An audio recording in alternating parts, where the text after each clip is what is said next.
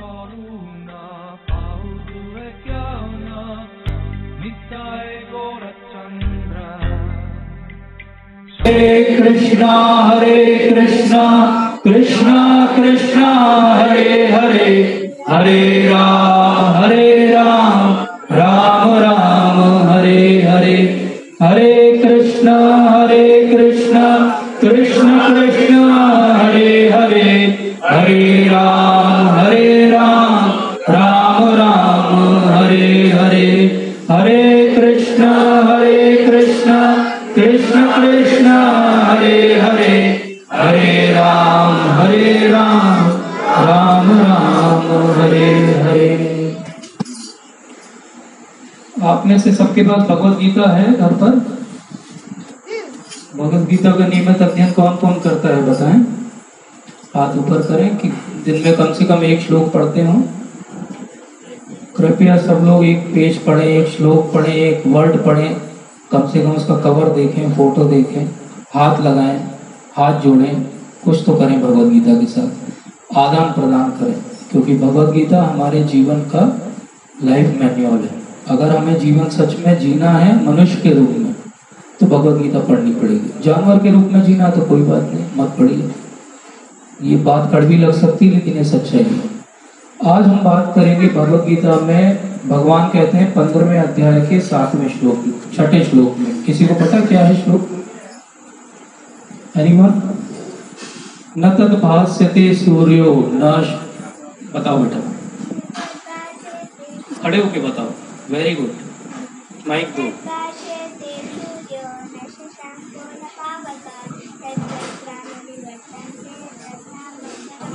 Very nice, very nice, very good. तो ये लगभग यहाँ जितने बच्चे बड़े सब हैं उनमें सबसे छोटी होंगी शायद जो भगवद गीता के श्लोक को जानती हैं। और हम जो बड़े हैं अब अपनी बगलें झांकें और सोचें कि हमको क्यों नहीं आता है श्लोक। हमने अपने जीवन इस धरती पे कितने साल बिता दिए? 30-40 साल हम सब ने बिता दिए। अगर हम ये एक श्लोक भी याद नहीं कर पाए तो हमारा यहाँ आना व्यर्थ। और ये मान के चलिए कि 84 लाख योनियों में भटकने के लिए तैयार रहिए। ये बहुत स्पष्ट बात है, सुनने में अच्छी लगे ना लगे लेकिन सोचिएगा घर जाके इस पर प्रयास करिए। जब एक छोटी बच्ची एक श्लोक को याद कर सकती है और हम दुनिया भर की प्रपंचों को याद कर लेते हैं तो हम एक श्लोक क्यों नहीं याद कर सकते? कोई बड़ा इसका अर्थ बताएगा मुझे? इसका अर्थ क्या है श्लोक का? कोई बड़ा व्यक्ति, बूढ़ा व्यक्ति? आप ही बताएंगे? वेरी नाइस, बताइए। भगवान के धाम में सूर्य न चंद्रमा न बिजली है और जो भगवान के धाम में आ जाएगा वो कभी इस भौतिक जगत में नहीं आएगा। वेरी नाइस, यही जीवन का सार है। अगर आपको सीखना हो तो आप एक श्लोक को याद कर लीजिए। यही जीवन का सार है कि अगर आप ये बात समझ लें कि ऐसी कोई स्थान भी है जहाँ पे जाने के बाद वापस नहीं आना पड़ता है तो कितना अच्छा हो जाएगा। तो आज हम उसी स्थान के बारे में बात करेंगे और उस स्थान का नाम क्या है, वहाँ के गुण क्या हैं, उसके बारे में चर्चा करेंगे। ये बहुत गहन विषय है और ध्यान से इसको सुनिएगा। तो एक बार फिर से मेरे साथ श्लोक दोहराइए और ये लिख लीजिए। 15.6 श्लोक है। मैं आप सबसे हाथ जोड़ के विनती कर रहा हूँ, घर जाके इसको याद करने का प्रयास करिए। न तद भास्यते सूर्यो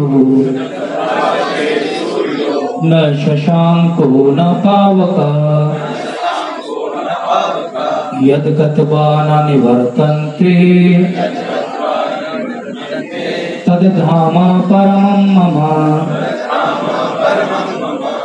वह मेरा धाम न तो सूर्य चंद्र के द्वारा प्रकाशित होता है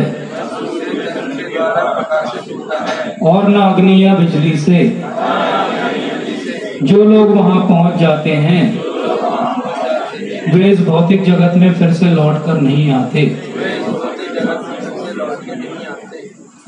और इसके बाद 7वें श्लोक में भगवान कहते हैं कि इस बद्ध जगत के सारे जीव मेरे शाश्वत अंश हैं। बद्ध जीवन के कारण वह चौहों इंद्रियों से घोर संघर्ष कर रहे हैं जिसमें मन भी सम्मिलित है। तो पहले उन्होंने एक ग्लिम्स दिया कि उनका धाम कैसा है फिर उन्होंने अगला असलियत बताई कि हम कहाँ पे हैं।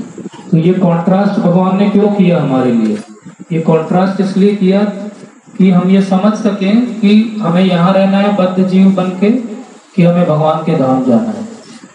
ये स्वतंत्रता जो थोड़ी सी भगवान ने हमारे लिए छोड़ी है, यही हमारे दुख का कारण है। अगर एक भगवान ये स्वतंत्रता नहीं छोड़ते तो हम वहां से यहाँ आ ही नहीं पाते, वन वे एंट्री होती। लेकिन भगवान ने सोचा कि चलो 2 वे एंट्री रखते हैं, जिसको जब जहाँ जाना हो जाए, क्योंकि वो हमसे प्रेम करते हैं। लेकिन उस प्रेम का हमने क्या किया? जैसा नॉर्मली करते हैं, प्रेम का लोग मिसयूज ही करते हैं, इस जगत में भी करते हैं, वैसे ही हमने भी किया। तो अब इसमें आगे हम भगवान फिर से हमें क्या बताते हैं अपने धाम के बारे में। और कोई श्लोक किसी को याद है? एक और बात है जो जाननी पड़ेगी, तब हम भगवान के धाम को सही से समझ पाएंगे, या हमारा पुनर्जन्म यहाँ नहीं होगा। और वो है 4.9, जन्म कर्म च मे दिव्यम एवं यो वेत्ति तत्वतः त्यक्त्वा देहं पुनर्जन्म नायति मामेति सो अर्जुन। तो अगर हमें पुनर्जन्म यहाँ नहीं चाहिए तो हमें दूसरा काम क्या करना पड़ेगा? भगवान का जन्म और कर्म दिव्य है, इसको अच्छे तरीके से समझना पड़ेगा। तो आज हम ये भी समझेंगे कि भगवान का जन्म और कर्म कैसे दिव्य है, और ये भी समझेंगे कि एक्चुअली भगवान का धाम क्या है और कैसे भगवान का धाम होता है। तो भगवान की जितनी एनर्जीज हैं, टोटल एनर्जी 100%, उसकी 25% एनर्जी से सारी मटेरियल मल्टीवर्स क्रिएशन है, जिसमें कि एक ब्रह्मांड हमारा है, और उसमें से एक सोलर सिस्टम के एक छोटे से प्लेनेट अर्थ में हम रहते हैं। लेकिन भगवान की पूरी जो मटेरियल एनर्जी है वो 25%। भगवान की मैक्सिमम 75% एनर्जी कहाँ पे है? उनके दिव्य धाम में है। उस दिव्य धाम को कहते हैं वैकुंठ। वैकुंठ का अर्थ क्या हुआ? वैकुंठ का अर्थ हुआ कि जहाँ पे कोई कुंठा नहीं है। कुंठा मतलब दुख, तकलीफ, परेशानी। आप सबको है दुख, तकलीफ, परेशानी? कोई है जो जिसको ना हो कुछ भी दुख, तकलीफ, परेशानी? हाथ ऊपर कर सकते हैं। हाँ, बच्चे हो सकते हैं बड़े तो मुझे नहीं लगता कोई होंगे जिनको दुख, तकलीफ, परेशानी ना हो। और हम हमेशा अपने जीवन में पैदा होने से लगा के मरने तक यही प्रयास करते रहते हैं कि दुख, तकलीफ, परेशानी हमारी कम हो जाए। मतलब हम क्या सर्च करते रहते हैं? वैकुंठ। लेकिन हम सर्च कहाँ कर रहे हैं? गलत स्थान। तो मिलेगा कैसे? तो भगवान ने बताया सही जगह कहाँ वैकुंठ मिलेगा। वैकुंठ मिलेगा भगवान के पास। कुंठा से रहित हो पाएंगे हम जब भगवान के धाम में जाएंगे। तो भगवान के धाम में भी एक ही नहीं है होमोजेनस एक स्ट्रक्चर। भगवान का धाम भी फिर क्या क्या है उसके अंदर? उसके अंदर एक द्वारका भी है, उसके अंदर एक मथुरा भी है, और उसके अंदर एक वृंदावन भी है। द्वारका जो है वो क्या है? ऐश्वर्य प्रधान जगह है। जिनको ऐश्वर्यपूर्ण भगवान की भक्ति पसंद है वो कहाँ जाएंगे? द्वारका में जाएंगे। जिनको ऐश्वर्य भी है, थोड़ा बहुत रिलेशनशिप माधुर्य भी है, दास्य भी है, वो जाएंगे मथुरा में। और जो केवल माधुर्य है और पूर्णतः जो है भगवान के लिए समर्पित है माधुर्य भाव में, वो कहाँ जाएंगे? वृंदावन में। या पूर्णतः वात्सल्य या दास्य भाव में समर्पित है, वो कहाँ जाएंगे? वृंदावन में।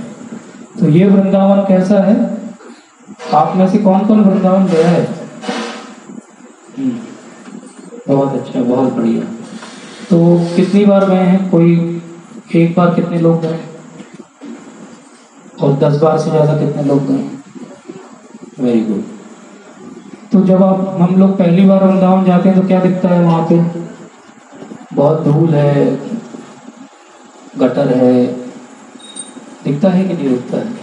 और फिर हम कृष्णा बुक में पढ़ के जाते हैं वृंदावन तो चिंतामणि धाम है, और फिर वहां जाके जो शौक लगता है, बोले वापस चले, ये तो चिंतामणि धाम नहीं। एक जर्मनी से डिवोटी थे, वो डिवोटी बन रहे थे, आए दिल्ली तक पहुंचे। दिल्ली से उन्होंने टैक्सी की, टैक्सी से वो रोड से आए, वृंदावन की तरफ जा रहे थे। वृंदावन में एंट्री की, बहुत सारा यही सब देखा जो अभी हमने बोला। उन्होंने रिटर्न फ्लाइट का टिकट कराया और वापस चले गए। तो ऐसा क्यों हुआ? ऐसा हम लोगों के साथ भी होता है। कई बार हम वृंदावन जाते हैं, हमारा अनुभव अच्छा नहीं रहता, तो हम कहते हैं कि ये सब शायद कहानी है। लेकिन अब हम समझेंगे कि ये कहानी नहीं है। क्यों? क्योंकि श्रीमद् भागवतम जो कि हमारा सबसे प्रामाणिक ग्रंथ है वैष्णवों का, उसके 3rd कैंटो के 15वें अध्याय में भगवान ने बताया कि वृंदावन कैसा है।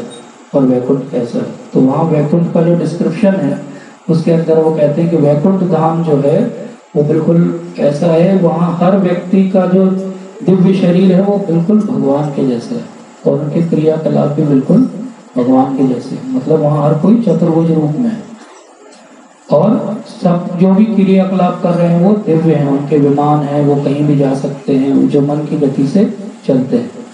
और जब हम अपने यहाँ के वृंदावन में जाते हैं देखते हैं यहाँ तो इलेक्ट्रिक रिक्शा है जो मुश्किल से चल पा रहा है ट्रैफिक जैम के कारण।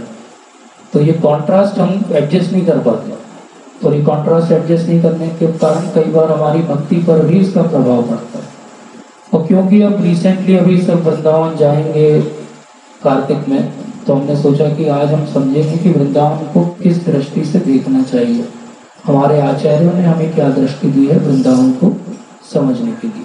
तो जैसे वैकुंठ प्लेनेट है उसके अंदर जो सबसे पराकाष्ठा है वो है वृंदावन। तो वृंदावन कैसा है, वृंदावन का जो शास्त्रों में वर्णन है वो ऐसा है कि वहाँ के जो वृक्ष हैं वो कल्प वृक्ष हैं। कल्प वृक्ष समझते हैं? कल्प वृक्ष ऐसे होते हैं कि आप उस वृक्ष के नीचे जो इच्छा करेंगे वो आपको मिल जाएगा। तो ये सुनने के बाद किस किस के मन में क्या क्या इच्छा हुई? कितने लोगों ने सोचा मर्सिडीज, ऑडी? तो बात यह है कि राधानाथ महाराज अपने एक लेक्चर में बताते हैं कि ये जो कल्प वृक्ष हैं ये कहाँ है? वृंदावन में। तो वृंदावन में एंट्री किसकी है? जिनकी इच्छा केवल भगवान की सेवा करने की है। तो जब वो कल्प वृक्ष के नीचे भी खड़े होते हैं तो इच्छा ये नहीं करते कि मर्सिडीज चाहिए, उनकी तब भी इच्छा ये रहती है कि हमें भगवान की सेवा करनी है। और कैसी सेवा करनी? असीमित रूप से सेवा करनी। तो जब भी वो किसी वृक्ष के नीचे खड़े होते हैं तो ये सोचते हैं कि असीमित रूप से भगवान की सेवा कैसे की जाए। तो कल्प वृक्ष का वो ये यूटिलाइजेशन करते हैं। अगर भगवान किसी दिन कृपा करके यहाँ एक पेड़ लगा दें तो बहुत किलोमीटर्स की लाइन लग जाएगी, लेकिन उसमें से एक भी ये नहीं मांगेगा कि मुझे अनलिमिटेडली भगवान की सेवा करनी है, उसके अलावा सब चीज़ें वहाँ से बनेंगी। इसलिए भगवान ने यहाँ कोई कल्प वृक्ष छोड़ा नहीं है। तो एक बार सारे जितने तीर्थ स्थान हैं उनकी एक मीटिंग हुई। तो आप बोलोगे जगहों की मीटिंग कैसे हो सकती है? जगहों की ऐसी मीटिंग होती है कि हमारा सिद्धांत ये कहता है जैसे नदियां हैं तो उनकी एक देवी है, ऐसे ही जितने भी तीर्थ स्थान है उनका भी एक मूर्तिमान रूप है। तो सारे मूर्तिमान रूप जो है प्रयाग में एकत्र हुए, प्रयाग को तीर्थराज कहते हैं। तो सब लोग एकत्र हुए और वहाँ पे डिस्कशन चल रहा था कि कैसे हम ये और लोगों के लिए क्या कर सकते हैं, भक्तों के लिए जो आते हैं क्या सुविधाएं दे सकते हैं, कैसे उनकी भक्ति को बढ़ा सकते हैं। फिर अटेंडेंस हुई तो पता चला कि Vrindavan is missing, it's not come, absent. तो बोला लोगों ने कि क्या वृंदावन मिसिंग क्यों है, क्या हो गया? तो भगवान भी आए उस मीटिंग में। तो भगवान ने बोला नहीं, वृंदावन यहाँ नहीं आएगा, आप सबको वहाँ मिलने के लिए जाना पड़ेगा, ये इज एक्सेप्शनल। तो इसलिए वृंदावन तीर्थराज जो प्रयाग है उनसे भी एक्सेप्शनल है, ऐसा हमारे शास्त्रों में कथा आती है। तो इसलिए वृंदावन को साधारण स्थान नहीं समझना चाहिए। अब ये वृंदावन जो हमें दिखाई देता है ये क्या है? ये वृंदावन भगवान का जो धाम है वहाँ का उसी का एक प्रोजेक्शन है। इसको कहते हैं प्रोजेक्शन। प्रोजेक्शन का अर्थ क्या होता है? जैसे मूवी देखते हैं फिल्म के ऊपर प्रोजेक्शन लगा रहता है, उसी तरीके से ये एक प्रोजेक्शन है। प्रोजेक्शन का अर्थ ये हुआ कि जैसा वहाँ ओरिजिनल हुआ वैसा हमें यहाँ दिख रहा है।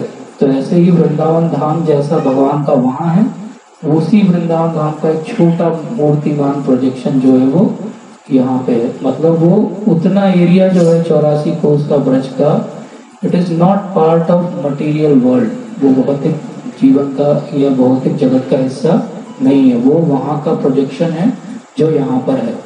और यहाँ पे हमको उसी रूप से उसको देखना और समझना पड़ेगा।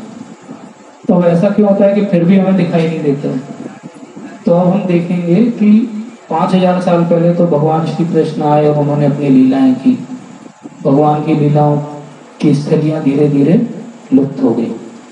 फिर उसके बाद लगभग 500 साल पहले चैतन्य महाप्रभु आए और चैतन्य महाप्रभु स्वयं भगवान हैं और उन्होंने अपनी लीला नॉर्मली और ज़्यादातर पार्ट जो किया वो गौड़ देश में किया, मतलब बंगाल में किया और उड़ीसा में किया। लेकिन जब उन्होंने पहली बार नाम दीक्षा ली तब भी उन्होंने प्रयास किया कि वो वृंदावन चले जाएं, लेकिन आकाशवाणी में कि नहीं, अभी आपको यहाँ पे बहुत कार्य करना है, आप वृंदावन नहीं जा सकते। फिर जब उन्होंने संन्यास लिया तो फिर वो वृंदावन के लिए निकले, लेकिन उनको नित्यानंद प्रभु ने ऐसा ट्रिक कर दिया कि वो शांतिपुर ले आए और वहाँ उनकी माता से भेंट हुई उनकी, और सची माता ने उनको आदेश दिया कि क्योंकि आपके बारे में हमको जानकारी मिलती रहे, इसलिए बेहतर है कि आप पुरी में रहेंगे तो हमें पता चलता रहेगा, आप अगर वृंदावन चले जाएंगे तो आपके बारे में पता करना मुश्किल होगा, क्योंकि व्हाट्सएप फेसबुक ये सब थे नहीं उस समय। उस समय बहुत से क्रूड मेथड से कम्युनिकेशन के, मतलब कोई देखेगा फिर आके बताएगा, यही तरीका था। तो इसलिए उन्होंने क्या किया, उन्होंने अपनी माता की आज्ञा को माना और वो जगन्नाथपुरी में इस भाव से चले गए कि जगन्नाथ जी और स्वयं भगवान श्री कृष्ण में कोई भी अंतर नहीं है, और जगन्नाथपुरी में और वृंदावन में कोई अंतर नहीं है। लेकिन फिर भी संन्यास के बाद भी वो प्रयास करते रहे। हर साल वो अपने भक्तों को जो वहाँ पे थे पुरी में, उनको कहते थे कि मुझे वृंदावन जाना है, लेकिन हर बार कोई ना कोई कारण बना के वो उन्हें रोक लेते थे। क्यों रोक रहे थे सब लोग उनको वृंदावन जाने से? इसलिए रोक रहे थे कि सबको ये डर था कि एक बार ये वृंदावन जाएंगे तो ये कहीं वापस फिर आएंगे नहीं, इसलिए वो वृंदावन उनको नहीं जाने देना चाहते थे। तो सारे भक्त प्रयास कर रहे थे, लेकिन भगवान की इच्छा बहुत बलवती थी, तो इसलिए जब वो साउथ इंडिया टूर से वापस आए तो फाइनली उन्होंने डिसाइड कर लिया अब तो मैं जाऊंगा। तो उन्होंने बोला ठीक है, हम भी सब चलेंगे। तो ऐसा डिस्क्रिप्शन आता है कि हजारों लाखों लोग उनके पीछे चलने लगे, और वो वेस्ट बंगाल के रास्ते से वृंदावन के लिए निकले। लेकिन रास्ते में रूप सनातन गोस्वामी उनसे मिलने के लिए आए। उस समय पूरे मुस्लिम लोगों का शासन था, तो उन्होंने बताया कि आप अगर इतनी भीड़ लेके वृंदावन में जाएंगे तो आपके लिए भी अच्छा नहीं रहेगा बीच में रास्ते में, और वृंदावन धाम के लिए भी अच्छा नहीं होगा। सनातन गोस्वामी की बात को रखते हुए महाप्रभु फिर एक बार वापस लौट गए। अब आप सोच रहे होंगे मैं कहानी क्यों सुना रहा हूँ? मैं इसलिए सुना रहा हूँ कि स्वयं भगवान चैतन्य महाप्रभु कितने साल से प्रयास कर रहे हैं वृंदावन जाने का, नहीं जा पाए। और आप में से कोई भी सोचे तो अभी टिकट कराएगा, सुबह नींद खुलेगी, अरे आ गया मथुरा, आ गया, चलो उतर जाते। Things have become so easy. 500 साल पहले स्वयं भगवान के लिए वृंदावन जाना मतलब इतने साल कोशिश करते करते उस बार भी वो वापस आ गए। फिर उसके बाद अगली बार निर्णय हुआ कि ठीक है, झारीखंड के रास्ते से जाएंगे, एक ही सेवक को लेके जाएंगे, बिना किसी को बताए जाएंगे, और इस तरीके से भगवान वृंदावन की तरफ निकले। जब भगवान वृंदावन की तरफ निकले तो उनका जो भाव था केवल ये सोच के कि वो वृंदावन जा रहे हैं, कई सौ गुना बढ़ गया। ऐसा चैतन्य चरितामृत में आता है। जब वो मथुरा मंडल में प्रवेश करने के लिए हो रहे थे, जा रहे थे, तब उनका भाव जो है हजारों गुना बढ़ गया। जब वो वृंदावन की सीमा पे पहुंचे तो उनका जो भाव था वो लाखों गुना बढ़ गया, और जब वृंदावन में अंदर एंटर कर गए तो उनकी भाव की पराकाष्ठा कोई समझ भी नहीं सकता। और ऐसा ही हाल वृंदावन का भी था, क्योंकि महाप्रभु स्वयं भगवान श्री कृष्ण हैं, जो वृंदावन को छोड़ के गए थे एक बार, तो प्रकट रूप से वो कभी वापस नहीं आए। तो जब वहाँ के पेड़ पौधे पशु पक्षियों ने देखा कि अरे भगवान स्वयं वापस आ गए, तो सोचिए क्या आदान प्रदान उनका हुआ होगा। और जब महाप्रभु गोवर्धन पहुंचे तो उनकी अश्रुधारा रुकने का नाम नहीं ले रही थी। ऐसा बताते हैं कि हमारे आंसू गिरते हैं तो यहाँ से बनते हैं, यहाँ आके सूख जाते हैं। भगवान के अश्रु जब निकलते हैं तो फुंवारे जैसे निकलते हैं। तो कोई भी बोले कि मुझे भगवान से बहुत प्रेम है, मेरा बहुत भाव है, तो ये सिंपल सा एक टेस्ट है, लिटमस टेस्ट। आप में से किसके आंसू ऐसे वाले निकलते हैं? कोई है? कोई नहीं है, मतलब हमें कोई भाव नहीं है भगवान के। सिंपल सी बात, जो है वो दिखावा है केवल। तो इस तरीके से चैतन्य महाप्रभु ने अपनी लीला में यह बताया कि वृंदावन की महिमा कितनी ज्यादा है। वृंदावन में एंट्री कोई मजाक नहीं है, वृंदावन में एंट्री कोई टूरिस्ट जैसे जाना नहीं है। वृंदावन एक भाव है, उस भाव को बिना समझे जाना मतलब वृंदावन के प्रति अपराध करना है, बेहतर है नहीं जाना। लेकिन अगर जाना है तो ऐसे ही जाना। और कितना महत्वपूर्ण है गौड़ वैष्णव संप्रदाय के लिए वृंदावन की। चैतन्य महाप्रभु ने अपने सारे अनुयायियों को क्या कहा? सारे षट गोस्वामी कहाँ जाके रहे? वृंदावन में रहे, और उनको वृंदावन से संबंधित ही इंस्ट्रक्शन दिए गए। क्या दिए गए? एक तो वृंदावन में जो लीला स्थलियां खो गई हैं उनको फिर से खोजना है, जो ग्रंथ खो गए हैं उनको खोजना है और नए ग्रंथों का वैष्णव सदाचार के आधार पे निर्माण करना है, ताकि और सारे ग्रंथों से भक्ति की पराकाष्ठा को हम प्रूव कर पाए। ऐसी सब श्लोक को इकट्ठा करके एक साथ एक एनसाइक्लोपीडिया बनाना। इतने इंस्ट्रक्शन के साथ में भगवान ने अपने षड गोस्वामी को, जिनमें रूप और सनातन सबसे प्रमुख थे, उनको भेजा। अब आप ये भी समझिए कि रूप सनातन कौन थे। रूप सनातन जब वृंदावन में रहते हैं तो एक छोटा सा कोपिन धारण करते हैं और अलग अलग वृंदावन के 12 वनों में भटकते हुए बस ये कहते रहते हैं, हे राधे के, हे व्रज देवी के, हे ललित। उनके मुख से और कुछ नहीं निकलता है। पूरे समय वो ये सोचते रहते हैं भगवान की लीला स्थलियां कहाँ हैं, उनकी हम खोज कैसे करेंगे। अब इनका बैकग्राउंड देखिए। रूप सनातन कौन है? चीफ मिनिस्टर और फाइनेंस मिनिस्टर हैं। उस समय बंगाल जो है सबसे बड़ा स्टेट है, सबसे वेल्दीएस्ट स्टेट। जब उन्होंने अपनी सारी घर की मुद्राओं का बांट दिया तो 10,000 सोने की मुद्राएं तो ऐसी उनके पास रखी रह गई। आप में से किसके पास है 10,000 सोने की मुद्राएं? 10,000 रुपए भी जेब में हो तो लगता है खूब पैसा है हमारे पास। तो वो 10,000 सोने की मुद्राएं जिनके पास है, जो चीफ मिनिस्टर है, फाइनेंस मिनिस्टर है, वो सब छोड़ के कहाँ चले जाते हैं? वृंदावन में। और हर दिन एक नए वृक्ष के नीचे सोते हैं ताकि उन्हें वृक्ष से भी कहीं लगाव न हो जाए। इतना विरक्ति का भाव। तो वृंदावन में कुछ तो होगा। अगर वृंदावन में कुछ नहीं होता तो ये इतने पैसे वाले लोग क्यों छोड़ के आ गए? और अब उनसे भी एक बहुत और ज्यादा पैसे वाले एक व्यक्ति हैं जो जमींदार हैं, और उनकी जो कलेक्शन है टैक्स का वो 10 लाख सोने की मुद्राएं थी उस समय। सोने की मुद्राएं 10 लाख है ना, 10 लाख रुपए की बात नहीं हो रही। अभी किसी का टर्नओवर 10 लाख रुपए है तो बोलेगा बहुत है मेरे पास। 10 लाख सोने की मुद्राएं, और वो अकेला एक लड़का, और वो अपने परिवार को छोड़ के क्या बन गया? कौन थे वो? Very nice. तो हम देखते हैं कि हमारे गोस्वामी ऐसे ही चलते फिरते लोग नहीं थे कि चलो ठीक है वृंदावन चलते। उन्होंने अपना समय दिया, उन्होंने अपने आप को प्रिपेयर किया वृंदावन में एंटर करने के लिए। और क्योंकि उन्होंने प्रिपेयर किया और सब कुछ छोड़ के त्याग के आए, इसलिए भगवान ने भी उनके साथ रेसिप्रोकेट किया। कौन सा श्लोक है भगवद गीता? ये यथा माम प्रपद्यन्ते ताम सखेव भजाम्यहम्। आप जितना रेसिप्रोकेट करोगे भगवान उतना करेंगे। आप बोलोगे भगवान 10 रुपए, भगवान बोले ठीक है 10 रुपए की कृपा ये रही तुम्हारी, 1 ग्राम कृपा तुमको भी। आप 100 रुपए दोगे, 100 रुपए की कृपा। आप अपना सर्वस्व दे दोगे, अब भगवान क्या देंगे? भगवान क्या देंगे? भगवान अपने आप को दे देंगे। यही हमारे गोस्वामियों के साथ है। और हम अगर सच में अनुगत्य हैं उनके, तो हम इस भाव से वृंदावन में जाएं, तब हमें वृंदावन समझ में आएगा। और ऐसा नहीं कि चैतन्य महाप्रभु ने ये ट्रेंड चालू किया, ट्रेंड वर्ड यूज कर रहा हूँ, ट्रेंड वृंदावन जाने का ट्रेंड, ऐसा नहीं है। नित्यानंद प्रभु उसके पहले भी वृंदावन में थे, अद्वैत आचार्य भी वृंदावन रहे थे। तो ऐसा नहीं है, वैष्णवों के लिए वृंदावन हमेशा से पावन भूमि रही है। अब हम आते हैं चैतन्य महाप्रभु, उनके समकालीन हमने सबकी बात कर ली, उसके बाद षड गोस्वामियों की बात कर ली, उसके बाद नरोत्तम दास ठाकुर है, विश्वनाथ चक्रवर्ती ठाकुर पाद है, गौर किशोर दास बाबा जी है, सब वृंदावन में रहे हैं। अब हम आते हैं भक्ति विनोद ठाकुर महाराज, तो उनका भी एक घर वृंदावन में है। भक्ति सिद्धांत सरस्वती ठाकुर पाद, तो वो भी वृंदावन, पूरी ब्रजमंडल परिक्रमा के लिए हजारों लोग को एक साथ लेके जाते थे।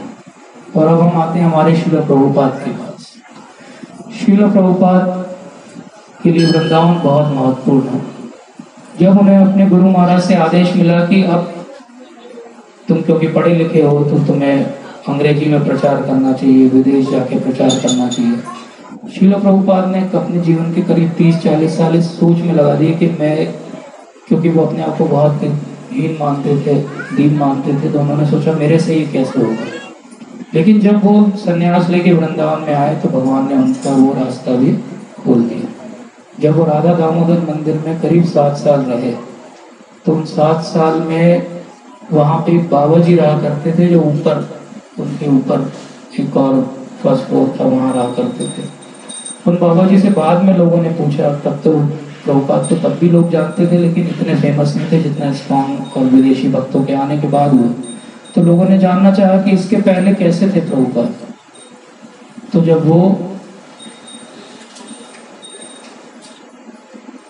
जब उनसे पूछा गया तो वो कहते थे कि रोज 3 साढ़े 3 बजे मुझे किसी के रोने की, क्रंदन करने की आवाज आती थी, और कोई रोते रोते झाड़ू लगाता रहता था कि हे रूप, हे सनातन, हे भट्ट रघुनाथ, मेरे गुरु महाराज की मिले हुए आदेश को मैं कैसे पूरा करूँगा। तो प्रभुपाद ने कई साल वहाँ पे पीछे जो रूप सनातन गोस्वामी, रूप गोस्वामी की भजन कुटीर समाधि है, वहाँ पे उन्होंने बहुत समय तक झाड़ू लगाया। किसी को पता भी नहीं रहता था ये सफाई कैसे हो जाती है, क्योंकि वो इतने सिंपल थे कि वो सुबह सुबह सबके उठने के पहले वो काम कर देते थे, और हमेशा रोते रहते थे कि कैसे ऐसा समय आएगा कि मैं अपने गुरु महाराज के आदेश को पूरा कर पाऊंगा। और वृंदावन में इतने समय रहे तो भगवान ने उन्हें रास्ता दिखाया, और उनकी कृपा भगवान की श्रील प्रभुपाद पे हुई, और श्रील प्रभुपाद की हम सब पे हुई कि आज हम यहाँ पे बैठे हुए। तो ये वृंदावन धाम ही है जिसने हम सबको यहाँ बुलाया। इसीलिए श्रील प्रभुपाद हमेशा कहते थे कि our temples are not different in Vrindavan. आज हम जहाँ बैठे हैं ये भी वृंदावन है, क्योंकि यहाँ भी भक्ति हो रही है। और इसीलिए महाप्रभु जब कहते थे कि मुझे वृंदावन जाना है, तो लोग उनको एक तरह से बहलाने के लिए और एक तरह से सच भी ये कहते थे कि भगवान आपको वृंदावन जाने की क्या जरूरत है, आपका मन जो है वही वृंदावन है। तो जो महान भक्त है उनका मन भी वृंदावन, जैसे श्रील प्रभुपाद का मन वृंदावन है, इसीलिए वो वृंदावन में रहे। अब नॉर्मली कोई 70 साल का व्यक्ति वृंदावन क्यों छोड़ के जाएगा, आराम से रह रहा है, छोटा सा कमरा मिला हुआ है, उसका काम चल रहा है। लेकिन उन्हें उस वृंदावन को सबको डिस्ट्रीब्यूट करना था, पूरे संसार को बांटना था। तो ये एक और सबक है हम सबके लिए। अगर हमें वृंदावन जाना है तो वृंदावन से बाहर आना भी एक अपराध है। वृंदावन से बाहर एक ही कंडीशन लेके शास्त्रों में आ सकते हो, अगर आप दूसरों को वृंदावन के बारे में बताओगे। अगर आप दूसरों को वृंदावन के बारे में नहीं बताओगे तो जाने से आने में ज़्यादा अपराध हो गया। क्यों ऐसी बात कर रहे हैं? क्योंकि जो हम यहाँ करते हैं, एक किया और वही चीज़ हमने वृंदावन में की वो 1000 हो जाती है, मतलब 1000 टाइम एक्सपोनेंशियल आउटपुट है वहाँ पे, जो भी अच्छा किया, एंड वाइस वर्सा, जो बुरा किया उसका 1000 टाइम बुरा आउटपुट भी। इसलिए धाम में बहुत ध्यान से हमें अपना कंडक्ट करना चाहिए। और इसीलिए हम जब वृंदावन जाते हैं हम देखते हैं कि ये सब विचलित कर देता है हमको। वहाँ के लोगों का कभी कभी व्यवहार वैसा नहीं रहता है, कभी कभी हमें गंदगी, कीचड़ ये सब दिख जाता है। फिर हमें याद आता है कि हमने पढ़ा तो कुछ और था, तो ये ऐसा क्यों हो रहा है। तो इसके लिए श्रील प्रभुपाद कहते हैं जब वो पहली बार अमेरिकन को यहाँ लेकर आए तो उनका ऑब्वियसली, हम जब जबलपुर से वृंदावन जाते हैं तो हमको थोड़ा शौक लगता है। तो कोई अमेरिकन आएगा तो यू कैन इमेजिन उनको कितना शौक लगेगा। अमेरिकन तो दिल्ली को देख के भी शौक रह जाता है, वृंदावन तक पहुँचते पहुँचते तो उसकी सिट्टी पिट्टी गुम हो जाती है, मैं कहाँ आ गया। तो इसलिए प्रभुपाद ने उनको पहले ही तैयार किया। उन्होंने कहा कि you see Vrindavan not with your eyes, you see Vrindavan with your ears. आप वृंदावन को अपने नेत्रों से नहीं देखते हैं, आप वृंदावन को अपने कानों से देखते हैं।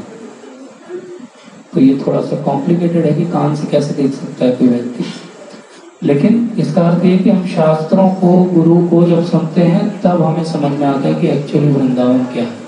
तब तक हम जो देख रहे हैं हमारी कंडीशनिंग से देख रहे हैं, हमारी दृष्टि जो कि दूषित है उससे देख रहे हैं। दूषित दृष्टि से देखेंगे तो हमें वृंदावन कभी भी समझ में नहीं आएगा। इसलिए हमें क्या करना पड़ेगा, स्पिरिचुअल विजन लेना पड़ेगा।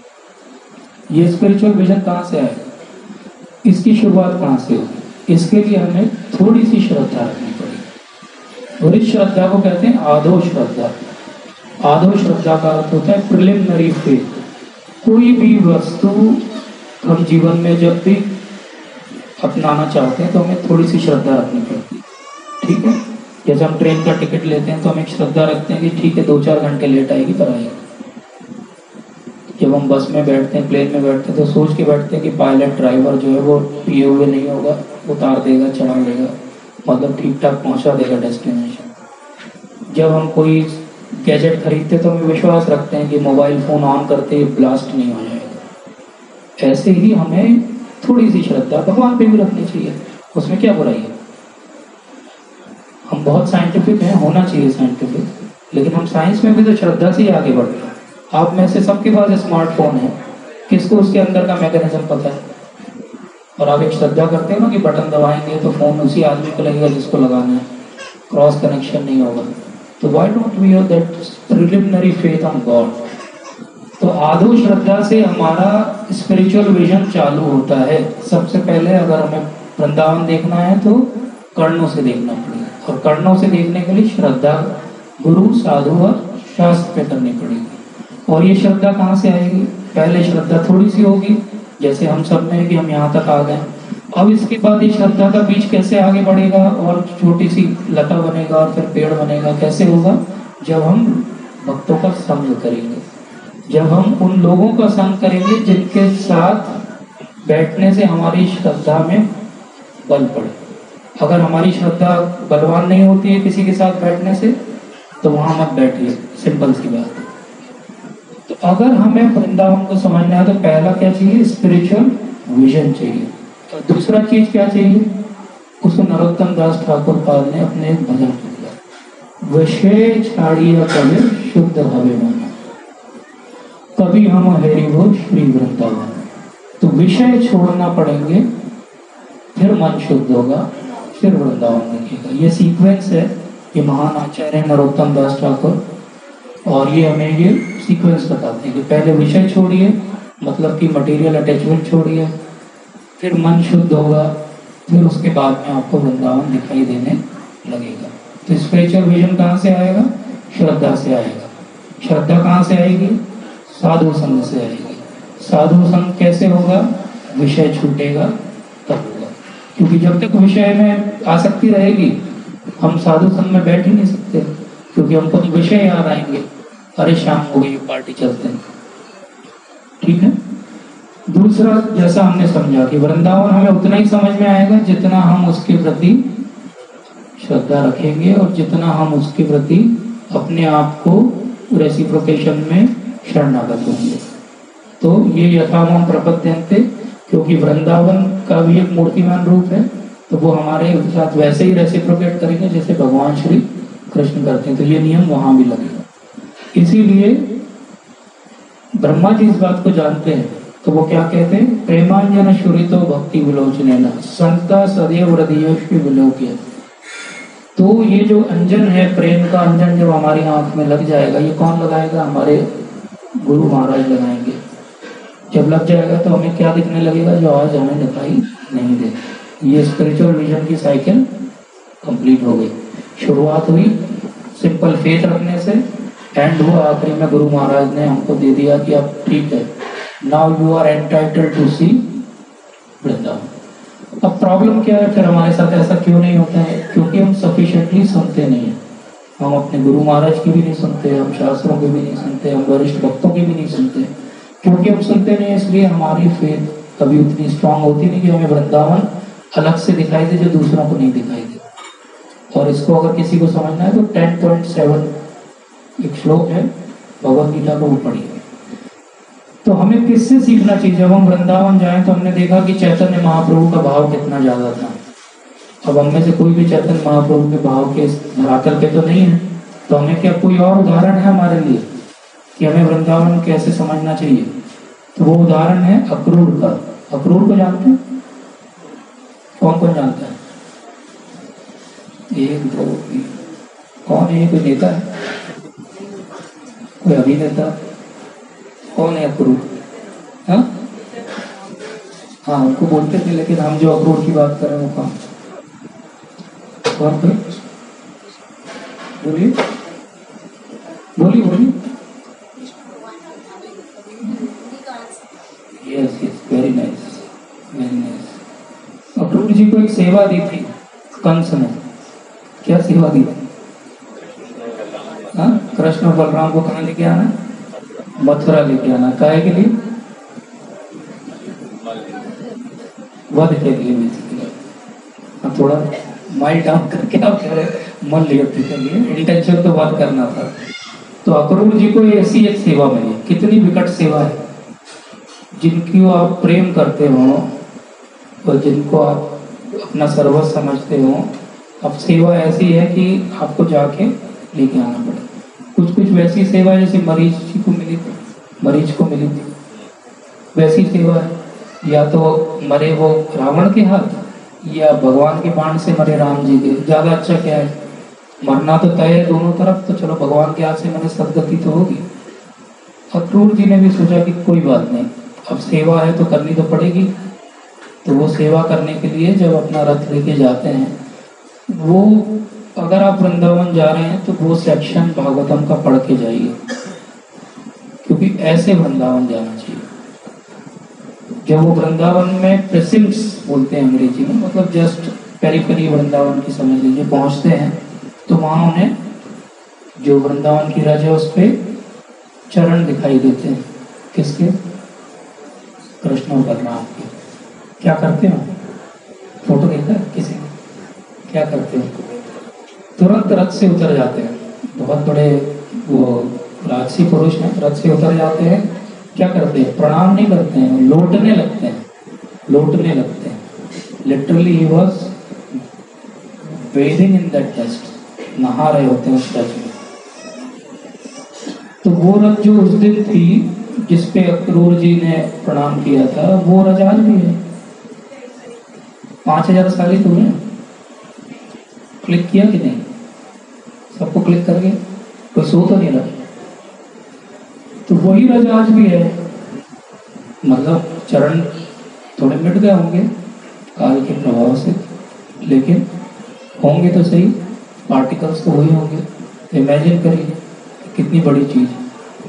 तो इसलिए जब हम वृंदावन जाएं तो 3 चीजें जो भगवान के समय थी आज भी है। कौन कौन सी? जमुना जी वेरी नाइस, गोवर्धन और ब्रजरज। 3 विशेष चीजें तब भी थी, आज भी है। कितनी बड़ी बात है भक्तों के लिए, कितनी बड़ी बात है कि वही गोवर्धन जिस पे भगवान चले हैं आज भी है। वही यमुना जी जिसमें भगवान ने लीलाएं की है, वंशीवत, आज भी है। दिख सकता है, आपको दिख रहा है। आप कहते हो ना वृंदावन में तो धूल है, मिट्टी है, लेकिन ये 3 चीजें तो वही जो तब थी। तो व्हाई नॉट हैव फेथ कि ये 3 तो चीजें वही हैं जो दिख रही थी। लोग कितने क्रेजी हैं कि कोई पॉप स्टार, कोई अभिनेता, किसी का किसी मूवी में पहना हुआ जैकेट करोड़ों में बिक जाता है। आजकल तो प्रधानमंत्रियों का भी बिकने लगा। लेकिन भगवान के चरणों से छुई हुई धरती की वैल्यू हम नहीं समझ पाते। अब जो गंदगी है वो किसने की है? भगवान थोड़ी करके गए। किसने यमुना जी को पॉल्यूट किया? हमने किया। किसने वहां पे इतना कमर्शलाइजेशन कर दिया? मुझे याद है मैं 97-98 में पहली बार वृंदावन गया, और आज जब मैं जाता हूँ तो मुझे बहुत दुख होता है लिटरली, क्योंकि उस समय का वृंदावन और जो उसके पहले लोग रहे उनसे आप पूछिए, फोटो देखिए पुराने वृंदावन, लोगों ने थरोली इसको कमर्शलाइज कर दिया। ऐसा नहीं होना चाहिए। लेकिन फिर भी ये 3 चीजें काल के प्रभाव के बाद भी बची हुई हैं। हम जाएं वृंदावन तो इन 3 का दर्शन तो हमेशा कर ही सकते हैं, जिसमें ब्रजरज की महिमा तो हम सब ने सुनी हुई है। तो कितने तरह के वृंदावन होते हैं, कोई बताए?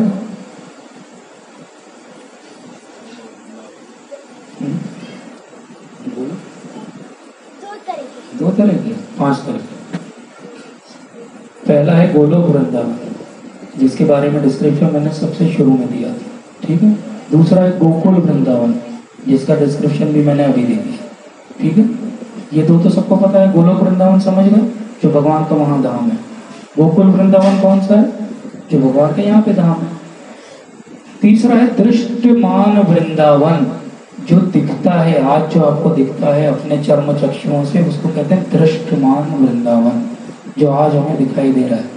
क्योंकि हम कंडीशनड एंटिटीज हैं, हम भोगों में, तीनों गुणों में फंसे हुए लोग हैं, इसलिए हमें जो वृंदावन दिखता है वो दृष्टमान वृंदावन है। लेकिन भगवान इतने कृपालु होंगे, फिर भी दृष्टमान वृंदावन में 3 चीजें उन्होंने छोड़ दी। चलो कुछ नहीं, ये 3 चीजें देख सकते हो, फिर भी योर मतलब नॉट एंटाइटल, बट स्टिल एक स्पेशल मर्सी है, भगवान की कृपा है कि उन्होंने 3 चीजें हमारे लिए फिर भी छोड़ दी। तीसरा चौथा है हृदय वृंदावन। हृदय वृंदावन क्या होता है? जो मैंने अभी एग्जाम्पल दिया था, महाप्रभु मोर मन वृंदावन। महान जो भक्त हैं हमारे गुरु महाराज हैं, वो जहाँ भी जाते हैं अपने हृदय में वृंदावन को लेके जा रहे हैं। जब आप उनका दर्शन करते हैं तो साक्षात वृंदावन का दर्शन कर रहे हैं। ये भाव आता है कि हमारे अंदर? अगर नहीं आता है तो हमने वृंदावन को नहीं समझा है। अगर हमने लगता है गुरु महाराज यहाँ आ रहे हैं, मैं वृंदावन जाता हूँ क्योंकि कार्तिक में वहाँ जाना ज़्यादा जरूरी है, तो ये व्यर्थ है, ढोंग है, ये भक्ति नहीं है। जहाँ गुरु महाराज है वहाँ वृंदावन, जहाँ प्रभुपाद है उनकी किताबें हैं, जहाँ उनके लेक्चर है वहाँ वृंदावन है। और आखिरी वृंदावन है प्रकट वृंदावन। अभी प्रकट वृंदावन क्या होता है? प्रकट वृंदावन वो होता है कि जो हृदय में वृंदावन है हमारे गुरु महाराज के, वो प्रकट रूप में कभी कभी दिखाते हैं, वो दर्शा देते हैं। जो हमारे महान आचार्य हैं, महान गुरु हैं, वो कैसे दर्शा देते हैं? कोई उदाहरण देना चाहेगा? कनक वृंदावन का नाम सुना? श्रीनिवास आचार्य ने कनक वृंदावन बनाया था, जिसमें सारे वृंदावन के लगभग उन्होंने एक प्रतिमूर्ति जैसी बनाई थी, जो कि बंगाल और उड़ीसा के बॉर्डर पे एक गांव था, वहाँ पे स्थित था। इसी तरह रूप सनातन गोस्वामी जब मिले नहीं थे चैतन्य महाप्रभु से, उसके पहले भी वो महान भक्त हैं, भागवतम पढ़ते हैं, इसीलिए उनको महाप्रभु की कृपा भी मिली। तो वो उन्होंने बनाया था अपने घर में, जिसको वो कहते थे कदम कानन, राम के लिए। और इसी तरीके से भक्ति सिद्धांत सरस्वती ठाकुर ने भी अपने स्थान पे बनाया था, जिसको उन्होंने नाम दिया था ब्रजपट्टनम।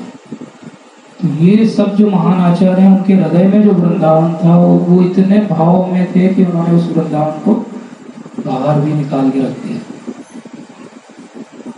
और हम लोग बहुत ही भाग्यशाली हैं। श्रील प्रभुपाद ने न्यू वृंदावन बना दिया अमेरिका में जाके। प्रभु जी ने तो शायद देखा भी होगा, वेस्ट वर्जीनिया में न्यू वृंदावन। ऐसे ही हमारे और भी महान उनके बाद में भी जो गुरु हुए उन्होंने भी बनाया, जैसे न्यू ब्रजधाम बनाया, वो भी अमेरिका में है। इसी तरीके से अभी मुंबई और पूना के बीच में श्री राधानाथ महाराज स्वामी बना रहे हैं गोवर्धन इको विलेज। तो ये सब क्या है? ये सब भी उनके भाव की प्रकट मूर्तिमान रूप है, जिसका हम दर्शन कर सकते हैं। तो इस तरीके से वृंदावन एक नहीं है, वृंदावन 5 है। कोई रिपीट करेगा कौन से 5 वृंदावन? किसी को याद है? गोलोक वृंदावन, गोकुल वृंदावन, दृश्यमान वृंदावन, हृदय वृंदावन, प्रकट वृंदावन। कौन से वृंदावन में जाना चाहते हैं? किसी में भी जा सकते हैं एक दूसरे से इंटर कनेक्टेड है इसलिए भगवान कहते हैं वृंदावन परित्यज्यम पदम एकम न गच्छति। मैं वृंदावन छोड़ के एक कदम भी बाहर कभी नहीं रखता हूं। तो फिर प्रश्न उठता है कि भगवान तो चले गए क्रूर के साथ, तो झूठ बोलते हैं क्या? भगवान झूठ बोलते हैं? कितने लोग मानते हैं भगवान झूठ बोलते हैं? सब भक्त बैठे हैं, इसमें किसी ने हाथ उठाया, सामने भगवान भी बैठे हैं, डर भी लग रहा है लेकिन कई लोग मानते हैं कि भगवान झूठ बोलते हैं। भगवान झूठ बोलते हैं लीला के लिए। एक्चुअली भगवान कभी झूठ बोल नहीं सकते, क्योंकि वो अहम सर्वस्व प्रभु हैं। तो वो जो बोलेंगे वो सच है। उनको जो भाव मन में आ जाए, उनके जो सोच लें, उनको बोलते हैं सत्य संकल्प। जो संकल्प कर दिया वो सत्य हो गया उनका। इसलिए भगवान के सामने बहुत शांति से, अच्छे से, प्यारे बच्चे जैसे रहना चाहिए। उन्होंने कुछ और संकल्प कर लिया तो वो भी सत्य हो जाता है तो वृंदावन जाने के 2 तरीके हैं, 2 रास्ते हैं। मैं रूट नहीं बता रहा हूँ कि एयरपोर्ट से जा सकते हैं, ट्रेन से जा सकते हैं। 2 रास्ते, एक टूरिस्ट बन के और एक भक्त बन के। कैसे जाना चाहिए? भक्त बन के। टूरिस्ट बन के जाने में क्या प्रॉब्लम है? टूरिस्ट बन के जाने में सबसे बड़ी प्रॉब्लम यह है कि आप वृंदावन जाओगे फिर आपको ताजमहल भी दिखने लगता है तो आप सोचते हो आधा दिन ताजमहल देख लेते हैं, आधा दिन वृंदावन में बिता देंगे, वो ज्यादा अच्छा रहेगा। होता है ना ऐसा? अगर आप बस पकड़ो दिल्ली से कि हमको ये एरिया में घुमा दो, क्या कहते हैं उस एरिया का कुछ नाम रखा है उन्होंने, टूरिस्ट इंडस्ट्री ने, तो वो सबसे पहले आपको ताजमहल, फतेहपुर सीकरी वो सब घुमा के आखिरी में शाम के समय वृंदावन के 1-2 मंदिर बाहर से दिखाए, बोले हो गया, बाय बाय। तो टूरिस्ट बन के वृंदावन जाने में सबसे बड़ी परेशानी ये है कि आपको वृंदावन की महिमा कभी भी समझ में नहीं आएगी। तो भक्त बन के जाना चाहिए, चाहे हम बहुत अच्छे भक्त नहीं हैं, हम जानते हैं हृदय में अपने, लेकिन if you can't make it fake it, अंग्रेजी में कहावत है, नहीं भी है भक्त तो भक्त जैसा बन के जाइए, तिलक लगाइए, धोती कुर्ता पहनिए, थोड़ी फील आती है भक्ति वाली। 700 रुपए का खर्चा है, ज्यादा नहीं, ठीक है, लेकिन उससे ये लगता है कि चलो मैं भी I belong to this community. एक बार वो करके देखिए, बाकी सब अपने आप हो जाएगा, भगवान की कृपा ऐसी है। तो इसी तरीके से हम वृंदावन क्यों जाते हैं, किससे मिलने जाते हैं हम वृंदावन? अब हमने यहाँ तक ये समझ लिया कि एक लोकेशन है, वो लोकेशन एक्चुअली स्पिरिचुअल वर्ल्ड का प्रोजेक्शन है, और अब हमको वहाँ जाना चाहिए क्योंकि हमें भक्ति में बढ़ोतरी चाहिए। तो सबने ऐसा किया इसलिए हम भी ऐसा करेंगे। यहाँ तक हम समझ गए। किससे मिलने जा रहे हैं? भगवान कहाँ मिलेंगे, छोड़ के चले गए? कौन मिलेगा अभी? तीर्थ यात्रा क्यों जाना चाहिए? भागवतम के अंदर एक श्लोक आता है, तीर्थम कुर्वन्ति तीर्थान। तीर्थ को भी जो तीर्थ स्थल बनाता है वो कौन है? वैष्णव है, साधु है। तो हमें वृंदावन साइट सीइंग के लिए नहीं जाना चाहिए। अच्छा ये प्रेम मंदिर, ये पागल बाबा का मंदिर, ये शाहजी का मंदिर, ये उसका मंदिर। हमें जाना चाहिए गुरु महाराज कौन है, कौन महान वैष्णव है, किनसे सुनने को मिलेगा। हम करते क्या है, लेक्चर चालू हो रहा है, चलो चलो चलो बाहर निकल जाओ, नहीं तो गेट बंद हो जाएगा। लेक्चर बाद में सुनेंगे, वो तो वो सुनते रहते हैं। अपन चलते हैं, कुछ घूम के आते हैं। कहाँ चले? बरसाना चलते हैं, कुछ नहीं समझ में आया। बैठ के सुनिए, सुनना ज्यादा महत्वपूर्ण। कहीं मत जाइए, तो भी वृंदावन आपके हृदय में आ जाएगा। और आप घूमते रहिए तो टूरिज्म हो गया, जैसा हमने समझा। इसलिए अगर हम वृंदावन जा रहे हैं तो किसके लिए जा रहे हैं? पहला, महान वैष्णवों की वाणी सुनने के लिए, महान वैष्णव की लीला स्थली के दर्शन करने के लिए, क्योंकि उनसे इंस्पिरेशन मिलेगा। जब हम प्रभुपाद के क्वार्टर्स में जाएंगे तो हमें समझ में आएगा, अरे ये वो स्थान है जहाँ प्रभुपाद ने अपना शरीर त्यागा था। जब हम राधा दामोदर मंदिर जाएंगे तो वहाँ देखेंगे, अरे इतने से छोटे से कमरे में इतना पुराना सा एक पंखा, और ऊपर इतने पंखे नहीं थे, वहाँ एक ही पंखा था, और केवल एक क्या कहते हैं उसको, पत्थर की छत। कितनी गर्म होती होगी। अकेले शील प्रभुपाद, और उन्होंने भागवतम का फर्स्ट कैंटो निपटा दिया वहीं पे बैठ के, टाइप करके लिख के नहीं, प्रूफ रीडिंग भी खुद की। वहां से दिल्ली भी अकेले जाते थे। कितनी तपस्या। तो वृंदावन जाना मतलब तपस्या की अगर, तो वृंदावन गए। वृंदावन गए, एसी से गए, एसी से वापस आ गए, एसी में रुके, वहां की न धूल खाई न धरती को स्पर्श किया, तो आप केवल ऊपर से उड़ के वापस आ गए। जैसे कि वो नेता लोग बाढ़ आती तो जायजा लेने जाते हैं, उसी टाइप का हो जाएगा, उससे कोई हल नहीं निकलेगा। इसलिए धाम जाना है तो हमें एक पर्टिकुलर बात याद रखनी है। उस कॉन्सेप्ट को कहते हैं धाम अपराध। किसी ने सुना है नाम पहले? हैवी तो नहीं हो रहा लेक्चर, समझ में आ रहा? ठीक। तो हम कुछ धाम अपराध की बात करेंगे, ताकि हम जब वृंदावन जाएं, आज जाएं, कल जाएं, अगले जीवन में जाएं, जब भी जाएं, कहीं ना कहीं हमारी चेतना में हमें याद रहेगा कि धाम अपराध अवॉइड करना चाहिए। और हम ये सुनते हुए ये भी याद करें कि हम आज तक जब जो वृंदावन गए, डैश डैश डैश, समझ गया क्या क्या कर चुके हैं अपराध। आज ही भगवान से माफी मांग लें उस जग के लिए। तो सबसे पहला धाम अपराध क्या बताते हैं? सबसे पहला धाम अपराध बताते हैं कि हमारे गुरु महाराज जिन्होंने हमें वृंदावन की महिमा को बताया है, उनके प्रति अवज्ञा करना, ये पहला धाम अपराध है। तो गुरु महाराज या वरिष्ठ वैष्णव जिन्होंने हमें वृंदावन की महिमा को बताया है, उनके प्रति अवज्ञा करना पहला धाम अपराध है। दूसरा धाम अपराध है ये मानना कि धाम तो एक टेम्पररी मैनिफेस्टेशन है। वृंदावन है आज, कल उसका नाम इस्लामाबाद भी हो सकता है, ठीक है। वृंदावन जाने के बाद वहाँ जो वृंदावन वासी हैं उनकी तरफ ऐसी दृष्टि से देखना या उनके लिए ऐसा कोई कार्य करना जो कि हिंसक हो। हिंसक का अर्थ वहाँ मर्डर करना नहीं है, हिंसक शब्दों से भी हो सकता है, जेस्चर से भी हो सकता है और मन में भी हो सकता है। मन में भी उनके लिए ये भाव आना कि ये व्यक्ति तो बहुत साधारण है, जो भी वृंदावन में रह रहा है वो साधारण नहीं है, चाहे वो चींटी हो, बंदर हो, सांप हो, बिच्छू हो या कोई व्यक्ति हो। उसने हमसे कई करोड़ों गुना ज्यादा तप तपस्या और उसकी सुकृति है, इसलिए वो वृंदावन में रह रहा है, हमारी तो नहीं।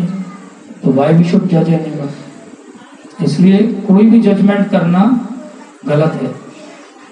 चैतन्य चरितामृत की आदि लीला के 5वें अध्याय में श्रील प्रभुपाद लिखते हैं कि जितने भी लोग वृंदावन में रह रहे हैं वो सब वैष्णव हैं और उन्होंने कुछ ना कुछ बहुत अच्छे से किया है, इसलिए वो है।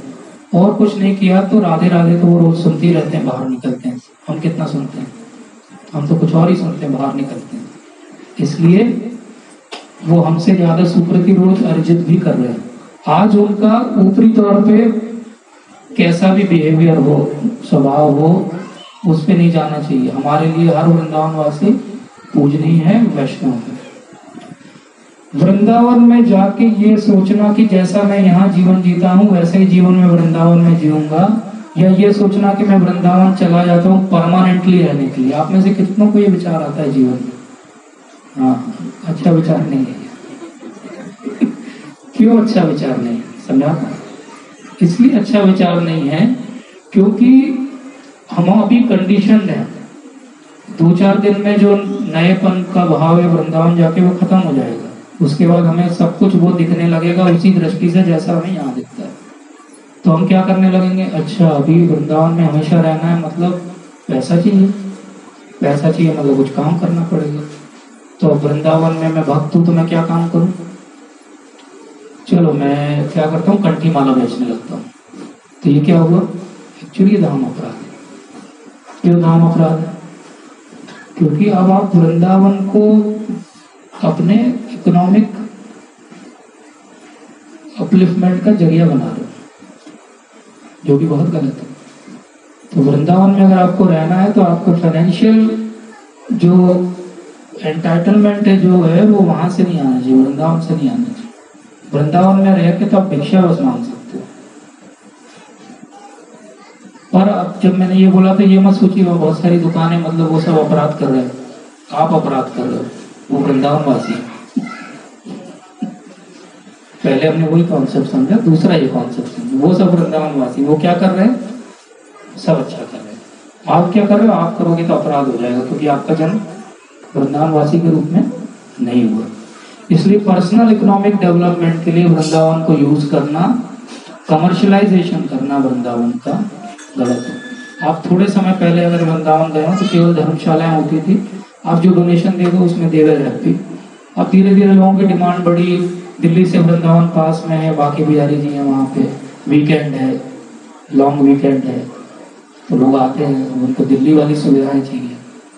लेकिन जरूरी कि हम भी वो सुविधाओं को उपभोग करें, हम सिंपल रूप से भी वहां जाके रह सकते हैं। ये सोचना कि वृंदावन तो एक केवल एक ज्योग्राफिकल लोकेशन है, एक कंट्री है इंडिया, उसका एक स्टेट है उत्तर प्रदेश, उसका एक हिस्सा है जिसका थोड़ा सा हिस्सा लास्ट क्लास का राजस्थान में आता है, ये भी एक अपराध है। तो कभी आपसे कोई पूछे वृंदावन कहाँ पे है तो आप उसको पॉइंट आउट कर देना, मोबाइल पे मैप दिखा के, मुंह से नहीं बोलना this is part of Uttar Pradesh, वो भी एक अपराध है। और ऑब्वियसली वृंदावन में रह के अगर हम कोई तामसिक कार्य करेंगे तो वो तो अंडरस्टूड है, वो तो यहाँ भी नहीं करना चाहिए, तो वो तो अपराध है। और एक और अपराध है, वृंदावन गए हम तो वृंदावन की जय जय, फिर नवदीप धाम गए तो बोले नहीं वृंदावन ज्यादा अच्छा है, फिर अपराध हो गया। नवदीप धाम और वृंदावन दोनों एक ही। इसलिए हमें किसी की भी वहां निंदा नहीं करनी है। एक अगर पॉइंट हम समझे तो किसी की भी निंदा नहीं करनी है। हमें पूरा विश्वास रखना है हमारी गुरु परंपरा पे। वो पैसे वाले लोग थे इसलिए मैंने पूरी उनकी हिस्ट्री बताई, वो बहुत ज्ञानी लोग थे। अकेले श्री जीव गोस्वामी ने 4 लाख से ज्यादा संस्कृत में नए श्लोक लिखे, ठीक है, मतलब वेद व्यास जी ने कंपाइल किया। तो हम टेक्निकली अगर बोले तो जीव गोस्वामी से ज्यादा इंटेलिजेंट व्यक्ति आज तक इस धरती पे नहीं हुआ, ना हो सकता। आपने कितने श्लोक लिखे, कितने श्लोक पढ़े, वो तो अपन पहले ही प्रूव कर चुके हैं। इसलिए जीव गोस्वामी ने अकेले अपने जीवन काल में 4 लाख नए संस्कृत के श्लोक लिखे, period, nothing to be discussed. अगर वो वृंदावन में रहे पूरे जीवन तो हमको सोचने की जरूरत क्या है? हमें तो चुपचाप वृंदावन में जैसे वो रहे वैसे रहने का प्रयास करना चाहिए। वो तो भिक्षा और मधुकरी करके रहते थे, उन्होंने तो कोई बहुत बड़ा अपने लिए कुछ नहीं बनाया। आप जाओगे तो छोटी छोटी भजन कुटीर हैं, वो भी अब पत्थर की दिखती है क्योंकि बाद में लोगों ने उनको बना दिया वक्तों में। उस समय तो वो केवल खपरेल वाली थी। तो धाम को हम कैसे समझेंगे, अब इतने बड़े लेक्चर को कैसे याद रखेंगे, उसके लिए मैं एक एक्रोनिम आपको देता हूँ, सिंपल सी चीज देता हूँ जो आपके साथ हमेशा रहेगी। धाम की स्पेलिंग क्या होगी? DHA, very nice. D का मतलब है डिजायर एज ए डिवोटी। जब हम वृंदावन में जाएं तो इस भाव से जाएं कि हमें भक्त बनना है, हम भक्ति की शुरुआत करना चाहते हैं, इसलिए वृंदावन जाएं। हम टूरिस्ट हैं इस भाव से ना जाएं कि वृंदावन में 5000 मंदिर हैं तो मैं 4999 मंदिर देख के आऊंगा। Not needed. हमारी गुरु परंपरा में जो मंदिर जाना जरूरी है वहां जाएं, क्योंकि उनके साथ में बहुत सारी चीजें जुड़ी हुई हैं जिनकी हिस्ट्री है। आप हिस्ट्री जानेंगे तो आपका फ्यूचर सुधरेगा।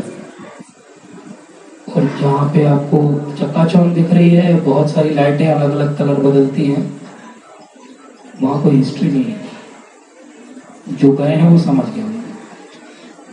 H है ह्यूमिलिटी एंड फेथ, विनम्रता। वृंदावन जाने के लिए विनम्रता जरूरी है। अगर हम एक बात पकड़ने विनम्र रहे तो हमसे कोई दाम अपराध नहीं होगा। बहुत सिंपल सी बात। तो तृणादपि सुनीचेन तरोरिव सहिष्णुना अमानिना मानदेन कीर्तनीय सदारी। तो कीर्तनीय सदारी करना है वृंदावन में तो क्या करना पड़ेगा? विनम्र बनना पड़ेगा और आदो श्रद्धा फेथ रख के जाना पड़ेगा। DHA, ए है अपराध। सारे अपराधों को ध्यान रखें, अपना हर बिहेवियर के पहले एक चेक पॉइंट लगाएं। जब वृंदावन जाएं एक नाका लगा दें। मैं कुछ भी बोलने सोचने के पहले एक बार और कंफर्म कर लूं धाम अपराध की फिल्टर में कुछ आ तो नहीं रहा है। बेहतर है कम से कम बोलें, केवल हरि नाम करें। सिंपल है, कोई प्रॉब्लम ही नहीं होगी। और जब हम DHA करेंगे तो हमें M मिलेगा। M क्या है? मैलो, ये रस। असली में वृंदावन का जो रस है वो कब मिलेगा? जब हम ये करेंगे। तो D से है desire as a devotee, H से है ह्यूमिलिटी एंड फेथ, A से है अपराध को अवॉइड करना और M से है मैलो। तो ये 4 चीजें याद रखिए तो आपकी वृंदावन ट्रिप टूरिस्ट वाली नहीं रहेगी, भक्त वाली रहेगी। और अगर थोड़ी सी टिप्स समझनी है तो क्या है? तो एक तो ह्यूमिलिटी है, तृणादपि सुनीचेन। दूसरा, वृंदावन जब भी जाए तो समय व्यर्थ ना करें। ये ना सोचे लुई बाजार जाएं, ये भी खरीद लें वो भी खरीद लें। भगवान के लिए जो जरूरी है उतना खरीदें, फास्ट करें। मैक्सिमम समय हमारी चेतना उन सब चीजों में ना लगा के भक्ति के कार्य में लगाएं। समय ना व्यर्थ करें, जल्दी उठे, मंगल आरती अटेंड करें। यहाँ नहीं भी कर पाते हम तो वहां तो कर सकते हैं, क्योंकि हमारे पास वहां और कोई एक्सक्यूज नहीं है नहीं जाने का। ठीक है। जो छोटे बच्चे हैं वो नहीं जा सकते हैं, जो माता हैं जो छोटे बच्चों को केयर कर रही रात को रोते हैं वो नहीं जा सकते। श्रील प्रभुपाद ने उनको एग्जेप्ट किया हुआ, लेकिन हमको किसी को नहीं किया हुआ। पूरा उनकी पूरी मॉर्निंग वॉक सब पढ़ लो।